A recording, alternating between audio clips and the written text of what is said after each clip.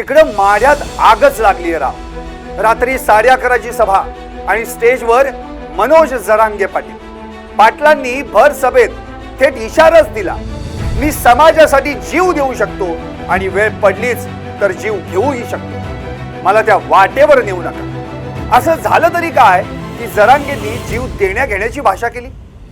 जरांगे इतके का भडकले पाहुयात यावरचाच हा स्पेशल रिपोर्ट। जीव देऊ शकतो तर जीव घेऊही शकतो, जरांगेंचा सरकारला इशारा। नमस्कार, मी संदीप आणि तुम्ही पाहताय LS मराठी। माढ्यात नेमकं काय घडलं? जरांगे पाटलांनी जीव देण्या घेण्याचं वक्तव्य का केलं? दुपारी 3 वाजताची सभा रात्री 11:30ला सुरू झाली, कारण जरांगेंचा पश्चिम महाराष्ट्र दौरा सुरू आहे।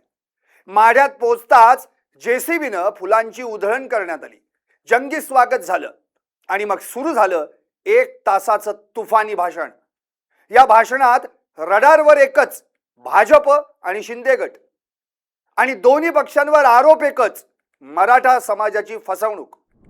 सभा सुरू झाली आणि जरांगेंच्या तोंडून ते वाक्य बाहेर पडलं, मी समाजासाठी उपोषण करून जीव देऊ शकतो आणि तशी वेळ पडलीच तर कुणाचा जीव घेऊही शकतो, त्यासाठी मी मागे पुढे बघणार नाही, पण मला त्या वाटेवर नेऊ नका। ही थेट धमकी होती की समाजाच्या वेदना, कारण मराठवाड्यात 4 कुणबी प्रमाणपत्र रद्द झाली आणि ती फडणवीसांच्या सांगण्यावरून बावनकुळेंनी केली, असा आरोप जरांगेंनी केलाय। ज्या शिंदे साहेबांनी 58 लाख नोंदी दिल्या, त्याच शिंदेंच्या सांगण्यावरून मंत्री संजय शिरसाट नोंदी रद्द करतायत, असा आरोपही जरांगेंनी केला। याआधी वैरागमध्ये झालेल्या सभेत कितीही वळवळ करू द्या, यांचा माज मोडल्याशिवाय गप्प बसणार नाही, अशी जळजळीत टीका जरांगेंनी देवेंद्र फडणवीस आणि एकनाथ शिंदेंवर केली होती। पण जरांगेंनी सगळ्यात मोठा जाळ काढला तो चंद्रशेखर बावनकुळेंवर।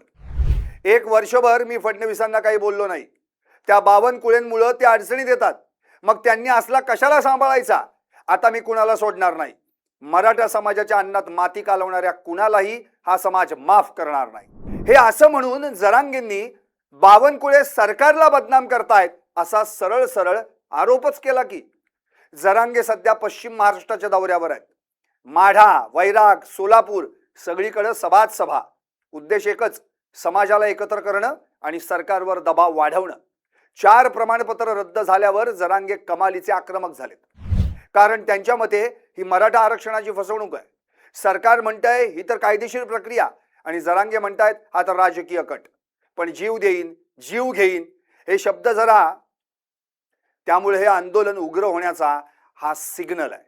आम्ही शांततेत मागतोय तरी तुम्ही द्यायला तयार नाही, मग एकच रस्ता उरतो, असा इशाराच जरांगेंनी दिलाय। एकूणच काय तर मी कुणाला सोडणार नाही, यांचा माज मोडल्याशिवाय गप्प बसणार नाही, समाजाच्या अन्नात माती कालवणाऱ्याला माफी नाही, असं जरांगे म्हणत असतील तर आंदोलन भविष्यात कुठल्या वाटेने जाणार? आरक्षण हा फक्त आकडा नाही, तो स्वाभिमानाचा प्रश्न आहे आणि जरांगे म्हणतायत तो स्वाभिमान आम्ही विकणार नाही। आता प्रश्न तुम्हाला, जरांगेंचा इशारा सरकार गांभीर्यानं घेणार का? तुम्हाला काय वाटतं? व्हा व्यक्त आणि पाहत रहा LS मराठी फक्त।